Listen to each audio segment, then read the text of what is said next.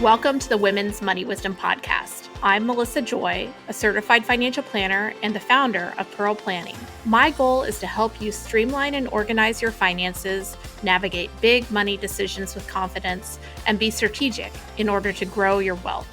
As a woman, you work hard for your money, and I'm here to help you make the most of it. Now, let's get into the show.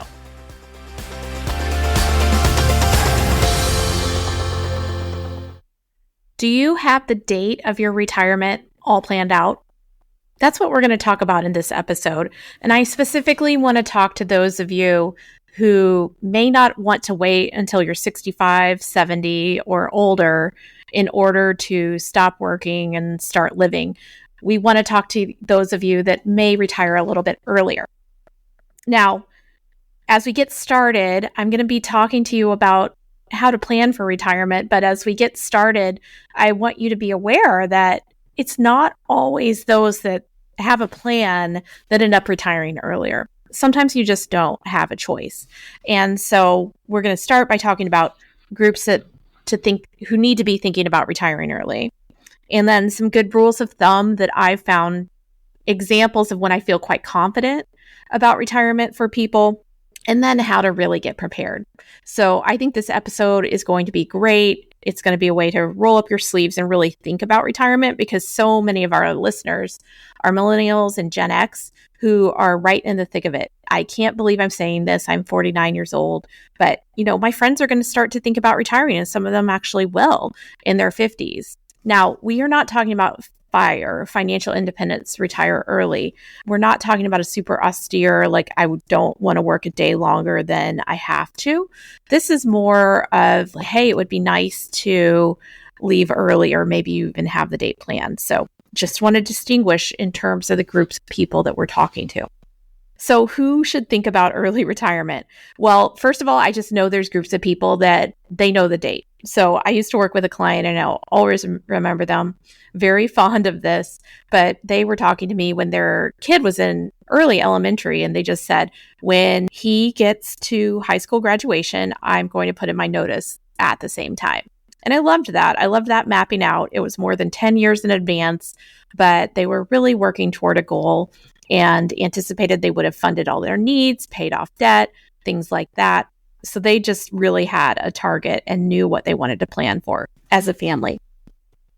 But also there's those people that just think, wouldn't it be nice to be able to retire earlier? Or I haven't really thought much about it, but if I did think about it, I don't necessarily want to wait until my mid-60s. Maybe you work really hard, and perhaps your job isn't as satisfying as it once was, or you want it to be. And so you're looking for alternatives. I love talking to that group because maybe they haven't pondered the possibilities of retirement quite as much as those who have the date nailed on the calendar. And so we like to think about possibilities, and it doesn't always have to be you're going to quit working. It could be a career transition where you have a less pressure-filled or stressful job, or a job you prefer more. Perhaps even a career switch, or it's always nice to know that you're working because you want to, not because you have to. But then I really also want to think about groups of people who may not know when they're going to retire, but are overassuming that they'll be able to work later than is typical. So time and again, and I'm going to have really great links and show notes to some longitudinal studies and some research surveys that really focus on American statistics about retirement. But time and again, people assume that they're going to end up working later than they actually do. Only about 10% of people between ages 45 and 54 think that they'll retire before age 60, but 33% of retirees end up retiring before age 60 when we actually look at the numbers of, hey, when did you retire? So, it's important to not just be prepared because you have a plan, but also know that you may not have a choice, and you may need to make a decision in the back of your mind to truly have a retirement game plan. Now, when we work with people, we always kind of target or aim for their ideal. They may say, hey, I know I want kind of a standard retirement age. A lot of us have age 65 kind of locked in our mind. One thing kind of gets checked off the list at that point, because you can receive Medicare at that point in time, and that takes care of a big early retirement cost in terms of medical care. It doesn't make it free, but it certainly controls the cost of premiums. So anyway, I just want you to be thinking that for this episode, what if? Like, what if I retired at 52? What if I retired at 55? Or what if I retired at 60? So the next section I really wanted to talk to you about is, as a financial planner, as someone who sees tens, if not hundreds of retirement kind of case studies, in essence, as I work with families and individuals, what are some good rules of thumb that we like to see when people come to us and say, I really wanted to retire earlier? There's certain things that we put in the plus column, certain things that we put in the minus column. And I guess I'll focus on the positive and give you some good rules of thumb of what we'd like to see. The first is to have more than one bucket of where you've put money away for retirement. So, for example, it tells me a lot if you just have, for example, one big 401k account and you don't have like an outside Roth account you've been contributing to, or any taxable investments or big cash savings and emergency reserves. What that tells me is you're used to spending just about all of your paycheck except for taxes and retirement and, whatever benefits you need to pay for. So just as a rule of thumb, if you've been able to add some additional buckets, some examples that I really love to see are, like I said, cash on hand. Just, you built up a bigger emergency reserves and, $5,000 from each paycheck. Also, Roth IRAs. We love to see health savings accounts, perhaps, two 401ks, one for each spouse, and then investment accounts, brokerage accounts, or after-tax accounts. Those can be exceptionally valuable when you plan to retire before age 59 and a half, because that's the traditional age where you get to access your retirement plans. There are some ways to get into them earlier without penalty. One example would be if you retire from your employer at age 55, you can take money from your 401k before then, before 59 and a half. It has to be after 55 though, and that's from the 401k. And then there's also something called a substantially equal payment, a 72T plan, where you can take some money out over time, same amount each year from a retirement plan or actually an IRA. And then that would avoid a 10% penalty for early distribution. And there's some other exceptions as well. But we love to see additional buckets. And, it can feel intimidating to think about how to invest for brokerage accounts. We actually did a great episode about where to invest when you have cash building up. And I'll include a link to that episode in show notes because we talk about how to get started investing in after-tax or taxable accounts. But this can be a really great bucket. It tells me something when I see that bucket for retirees. Another good example, a group of people that are less and less in terms of our population, but if you have a pension, so for example, you have a corporate pension, which are fewer and fewer, or you're a government worker, teacher, you work for the government. If you have a pension, that's an extra stream of income that you have, that can really look good to a financial planner in terms of your retirement readiness or the ability to retire early if you get your years of service in, even if you do a transitional job that has less pressure and maybe a little less income, but you still have some supplements from your pension, your extra stream of income, typically on top of Social Security. Now, I know not every pensioner also receives Social Security. My mother is one example who's a Texas teacher, and teachers in Texas aren't able to contribute to Social Security. So she's only living off that pension. So it just depends, but that extra stream of income can be quite valuable. When I see people who have a good sense of what they're spending, who, like I said, just don't end up spending every dime that's not going into a 401k or something like that, have high contribution rates, really maximizing their contributions and really know where the money's going. It's not just flying around and, kind of amping up your lifestyle creep, so to speak. That's a great cohort that shows me some readiness for earlier retirement. Now, keep in mind, the reason that a financial planner is thinking that a little bit more cautious spending group is a great fit for earlier retirement is that then you have more years that you need to be prepared to kind of use your money over. And so it can be really difficult if you're a spender and you both saved less and are used to spending more. It makes it easier on the financial planner, I should say, if you wait to retire till after 65 or maybe even after 70, because then we if we assume a life expectancy, for example, of age 95, which is kind of our standard, then we just have 25 years to take care of versus if you retired at 55, there's 40 years that you need to make sure your money isn't running out. So that's an important kind of consideration. It can also be a little bit more complex when you retire before you start taking Social Security, before you turn on Medicare. There's some really terrific kind of tax planning opportunities that I love to talk about with earlier retirees. When you haven't turned on your Social Security, it's before your age 59 and a half in some cases. You can really get some money out of different buckets, different accounts at a lower tax bracket if you have some extra room and time.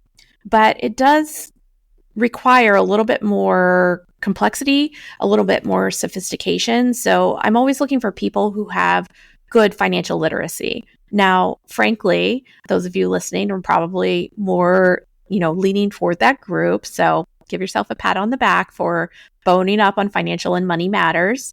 But, if you don't have that good sense of how things work, it's going to take more time to understand. And either you might be too naive, just assuming everything's okay. Of course, then it's great to work with a financial professional like a certified financial planner to help to educate you. But also, I just would be worried about kind of executing on all of the little things that can help you out. So I love financial literacy. That's why we love our listeners who are really taking their personal financial life seriously.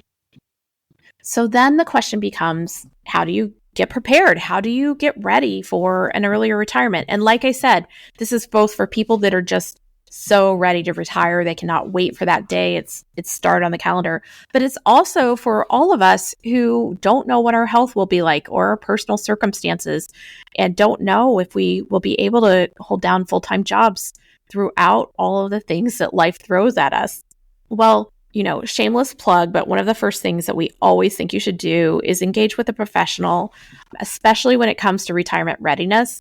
This isn't something we suggest you wait until you've kind of had your retirement party and then you call the financial planner the next day. There's some really terrific things that you can do in those years leading up to retirement. And if you're like, well, I'm retiring next year, maybe it's too late. No, it's not too late. There's no time like the present. But if you do have a longer runway, there's just more kind of prep work that can help to have a really solid foundation. That prep work is both mindset as well as dollars and cents. So it's how you're putting money into accounts, how you're thinking about things. But there's a lot of explaining that I often end up doing and kind of layers of learning that I do with people who are getting ready to retire. So more time is always quite valuable.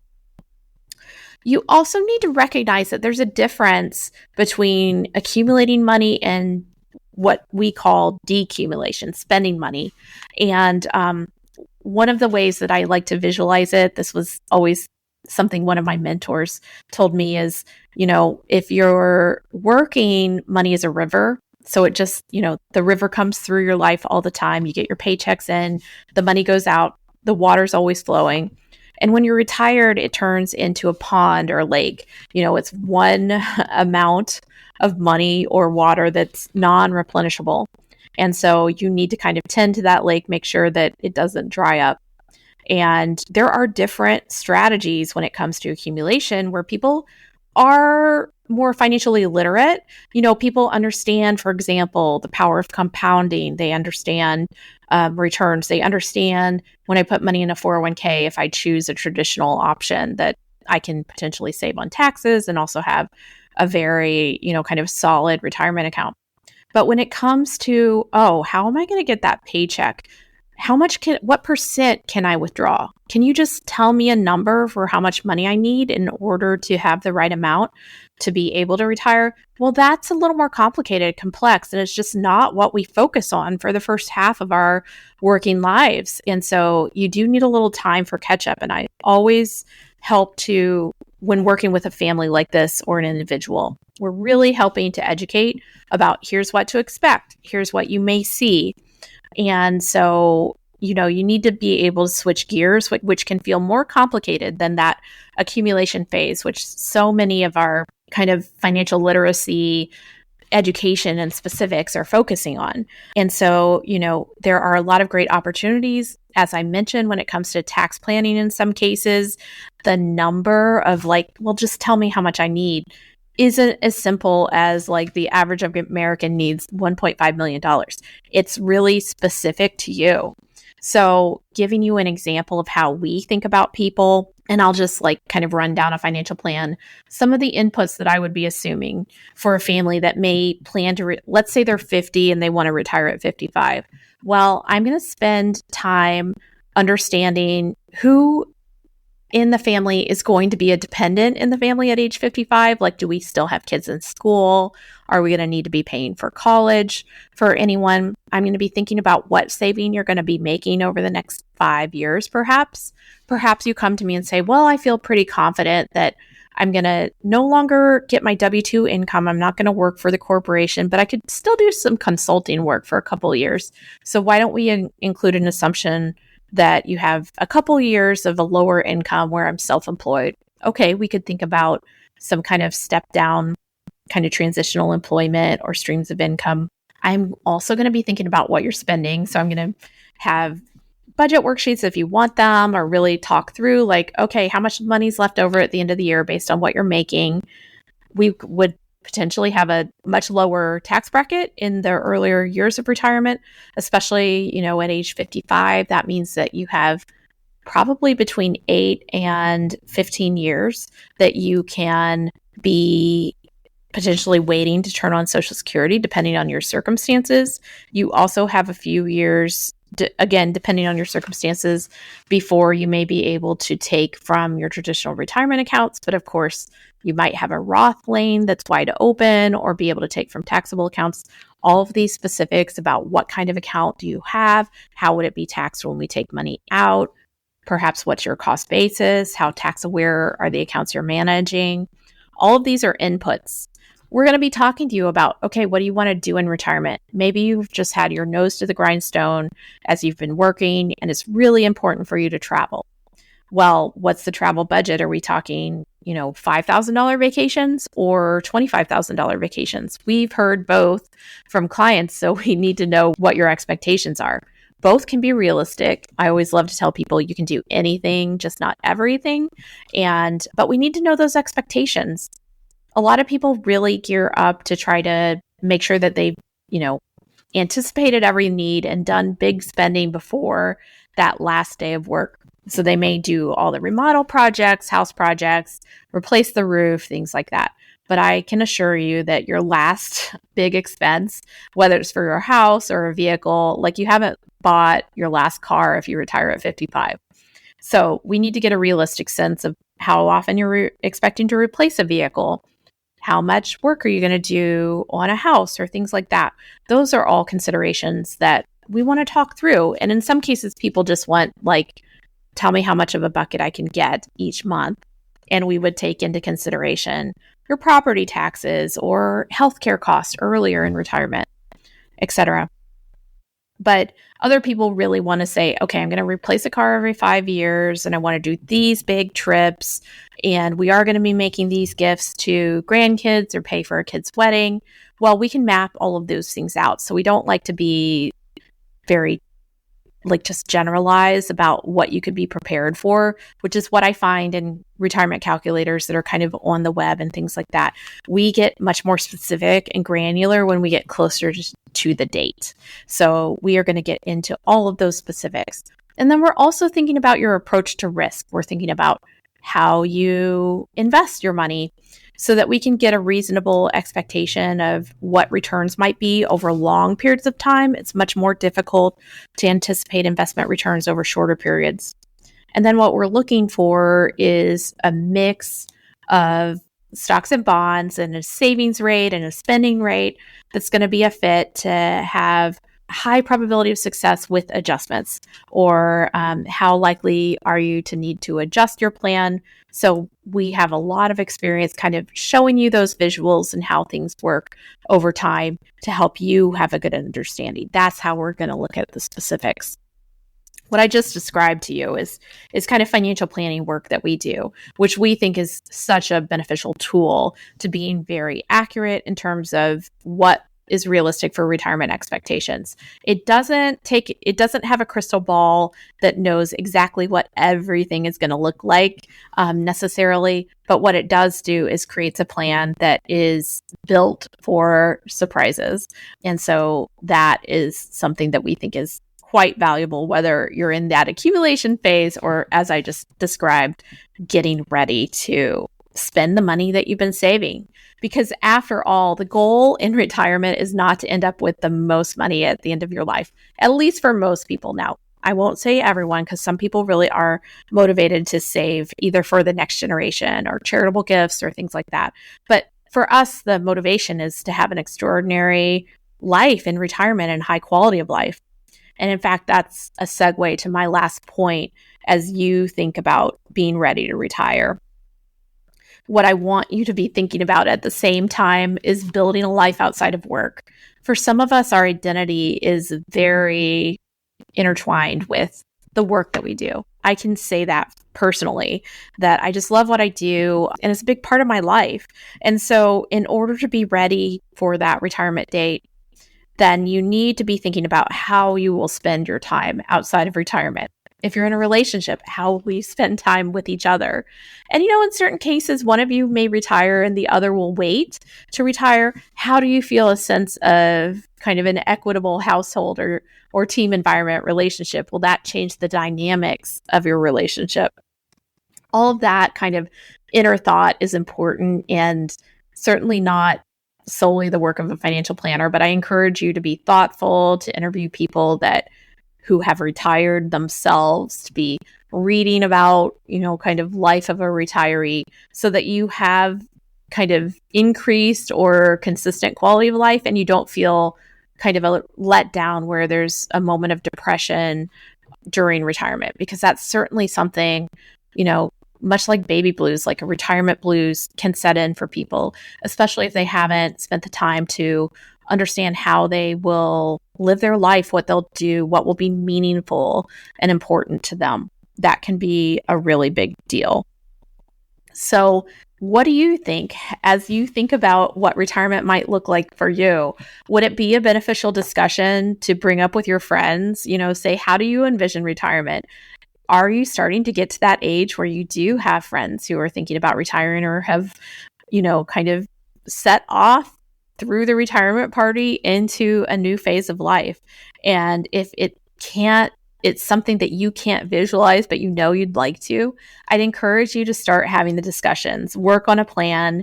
It can always be adjusted, but do be thinking about what things may look like for retirement. We will include more conversations on retirement in our show notes. And just one shout out, we're going to be having a webinar in June of 2024 that's all about how to prepare for retiring early. So we'll get into some visuals that I can't show you in an audio only conversation, as well as some case studies to show you how you may decide to prepare. I think that's a great companion to this episode, along with other episodes that we've done in the past and a video replay of a webinar we did last year. So keep up the great work, everyone. Keep those conversations going. And if you have episode ideas that you think we need to touch in this women's money wisdom space, please let me know. Don't hesitate to email me at melissa@pearlplan.com. Have a great day.